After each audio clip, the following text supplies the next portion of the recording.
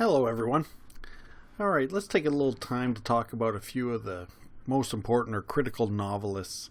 There have been a fair amount of important novelists over the years, and this list is not exhaustive for sure, but at least we cover a bunch of the huge ones, and then a few smaller ones. At least gives a good perspective of the genre. Now, a few of them, especially some of the later ones on the list, are more fantasy-based authors or complete fantasy-based. But because I do believe the strong connection between fantasy and sci-fi, I think it's still worth mentioning them and at least bring them to the conversation. So, let's take a little look. So first, Jules Verne. All right, one of the fathers of science fiction. Him and H.G. Wells were in the same type of time period. Both of them did a fair amount of writing in two very different styles. So obviously he was started as a French novelist. You can see on the screen there, second most translated author. Some pretty impressive stats about him. And there are some of the books that he's written. Some hopefully you've actually read yourselves. A couple interesting facts you may or may not know about him.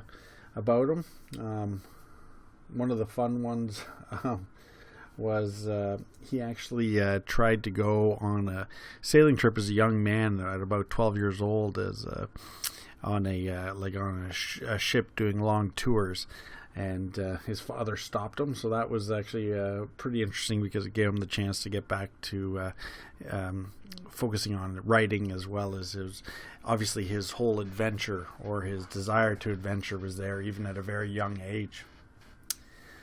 Let's see, a few other interesting facts about him. He bought his own ship.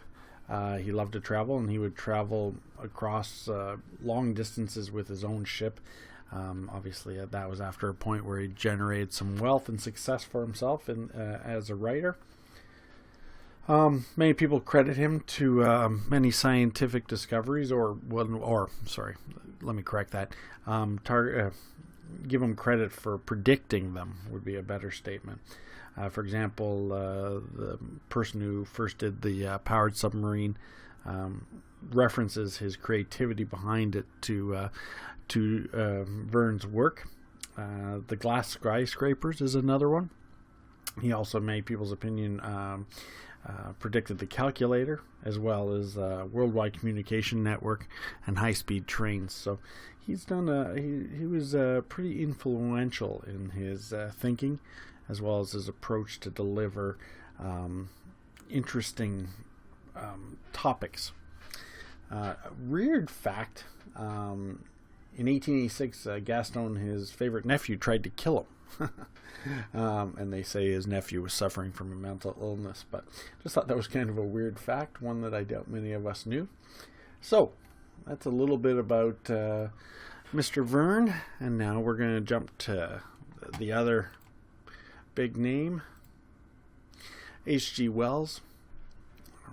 He also he wrote a fair amount of books and short stories, and wrote across numerous genres. And he too was very viewed as one of the fathers of science fiction, and he was a socialist, which was an interesting something I didn't know about him.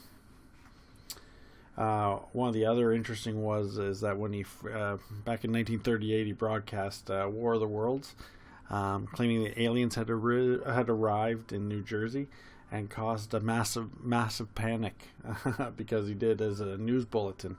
So it's good to see that the people were concerned about alien invasions back in 1938. So that I thought that one was pretty funny.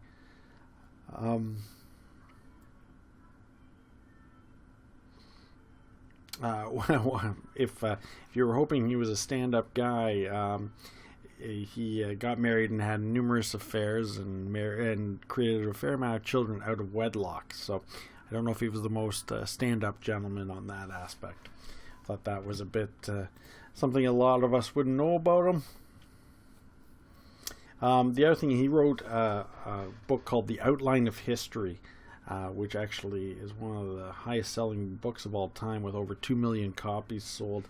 If you think about the time period in which it was written, was the 1920s. That's pretty impressive. The other thing is he wrote over 50 novels and more than 70 smaller publications or textbooks, plus hundreds of articles. He was also published in things like Classic Illustrated, which was a comic book back in the 60s and 70s, and things like that. Stories like The Time Machine and things like that were included in there.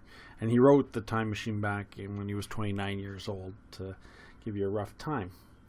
So those two are some of the what most of us would call the grandfathers of science fiction when it comes to writing. One thing, of course, worth noting is they really disliked each other, or disliked each other's approach. I'm not going to say they disliked each other as individuals, but they both thought each other's writing style and approach to science fiction was silly, and they actually didn't respect each other's work at the time. So just thought that'd be worth noting.